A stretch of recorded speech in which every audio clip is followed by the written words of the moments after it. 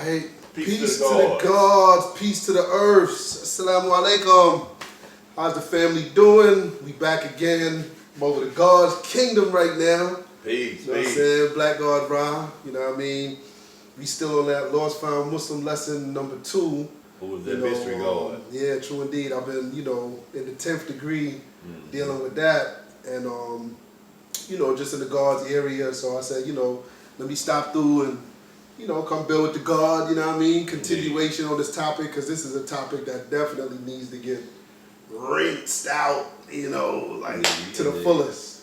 I mean, knowledge in that knowledge cycle degree in the 1 through 40, my C on it is, if you study the Quran and the Bible, and you draw it up and break it down, you know how to distinguish between the mystery God and the true and living God.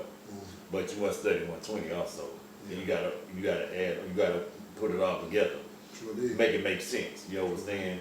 Because let me stop saying overstand, because the NG police might get me. But I'm gonna say overstand because it's my slang. Yeah. But yeah, go. Like I said, the knowledge cycle degree is a very important degree because a lot of gods or people who quote unquote say they conscious or conscience, they still religious. Right. You understand? They still they not paying homage, but they worshiping. You understand? I don't care what organization you in.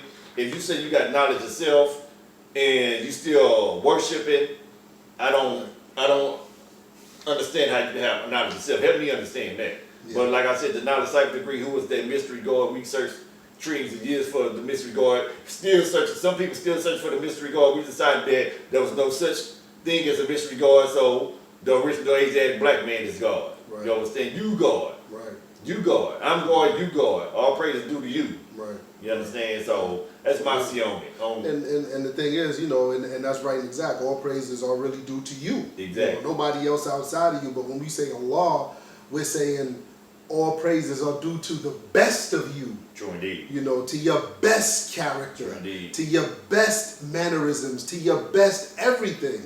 Allah is the pinnacle or the peak, if you will, of all greatness. True indeed. So yeah, true indeed. When we say Allah, all praises is due to Allah, that's definitely what we mean.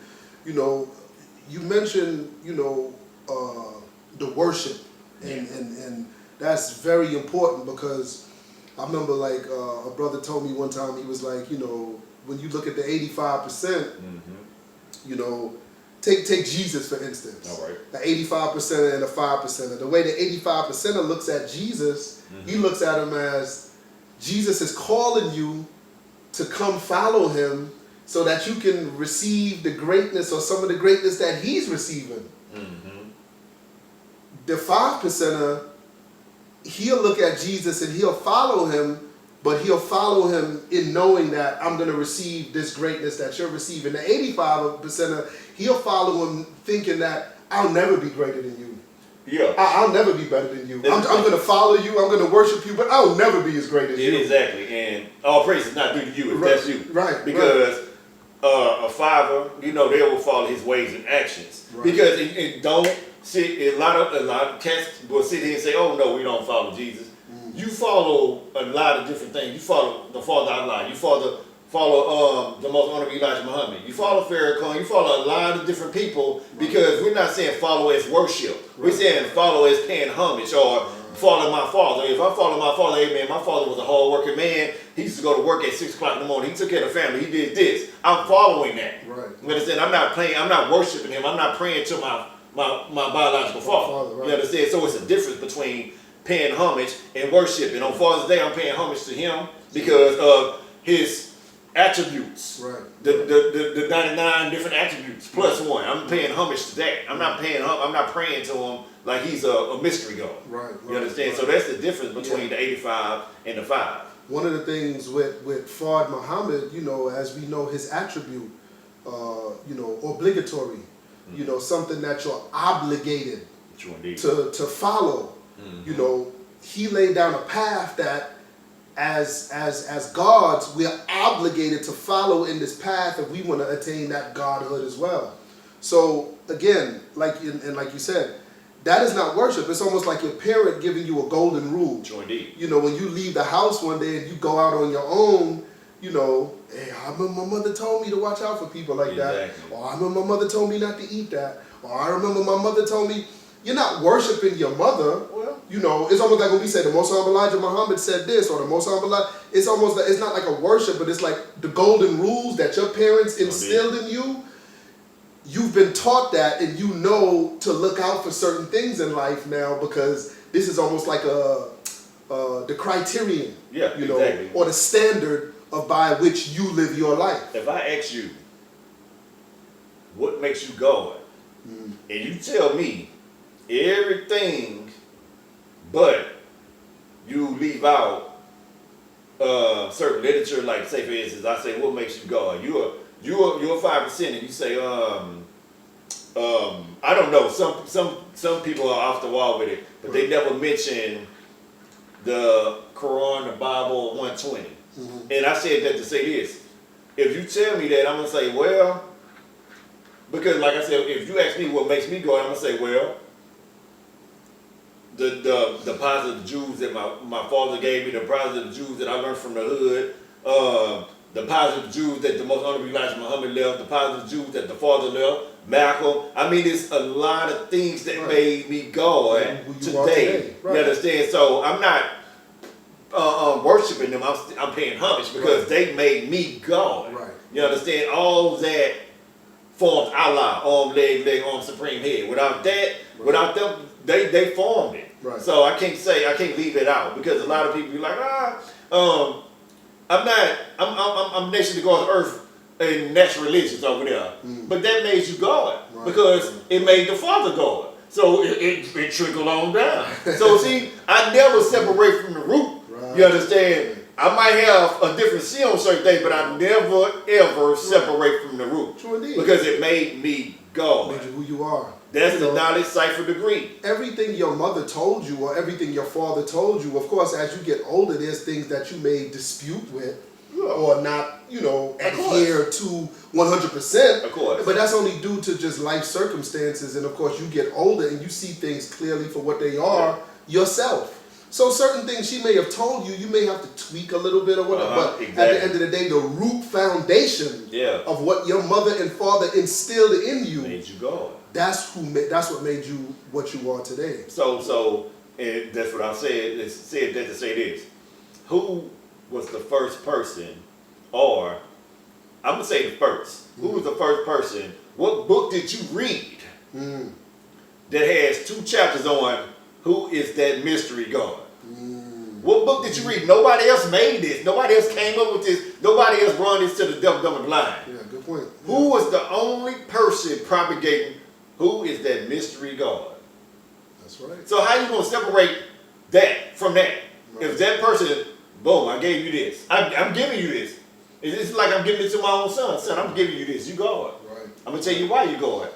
I'm gonna tell you how I became God. So if I'm telling you God, and I'm raising the babies, I'm raising the newborns, meaning I'm gonna have to go back to the root to raise them. Right. I'm gonna have to let them know who his grandma was, his aunts, his uncle. I'm gonna go.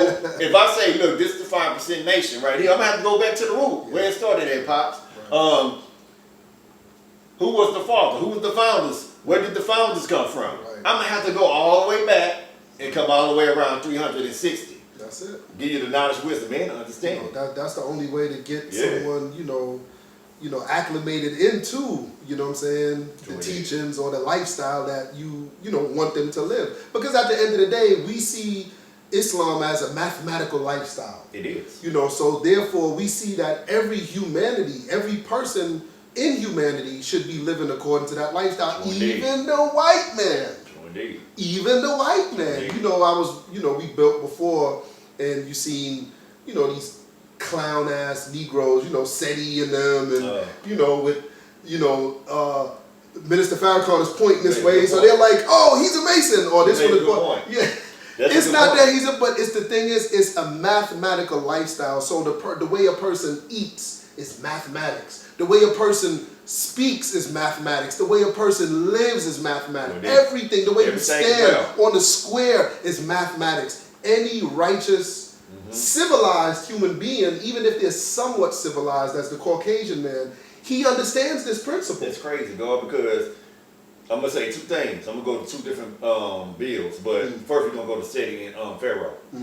Reason why they can say what they say for us about Farrakhan and Islam as a whole and everything is because remember I told you who is their mystery god, and they go against the root. They didn't go back deep enough into the root, Right. because they would have been deep enough to the root and came all the way back. They would have got. They would have understood Islam, true Islam, and they wouldn't have ever had ground to stand on, or leg to walk with Right. when it came to that, because it made them so. It made the whole bill so fidgety because you left out so many holes because you never came Yeah. from the rooter to the tutor, how they Right, said. right. And another thing, you say everything is mathematics. This whole universe is mathematics. Well, So I'm gonna make this point then. This is why a lot of Christians are so upside down. Let's go to the whole religion of Christianity is, let's see if you should agree with me on this. See if you don't agree with me. Is the whole religion of Christianity is built around the crucifixion. Crucifixion, fact of fiction. Now, The birth and the crucifixion of Jesus Christ. no, let's say we're gonna say the crucifixion because You gotta believe that he was born of an immaculate conception, no Yeah, father, no male intervention. But look, say that because we can say that, but we're gonna take the immaculate conception out because it's a whole Buddha was born out of immaculate conception, Krishna judged everybody else, and we don't hear that. But what keeps Christianity going is Jesus died for our what? Sins. He died on what day? Easter. Yeah. All right. So you said everything is mathematics. Right. All right, and we say Easter is on Sunday every year. Right. Sunday is not mathematics. Right. What date did he die on? The date changes. Exactly. Yeah. So how's that mathematics? That's not proper mathematics. You know your birthday. You know your daughter's birthday. You know your son's birthday. Yes, It's the same day every year. Right. You know the day your loved ones passed away.